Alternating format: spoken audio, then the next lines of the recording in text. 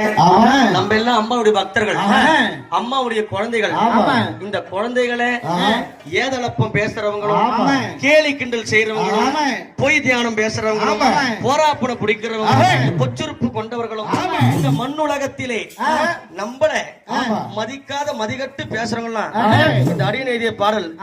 எங்க அம்மா என்னைக்கா இருந்தாலும் ஒரு நாள் கோடல் கேள்வி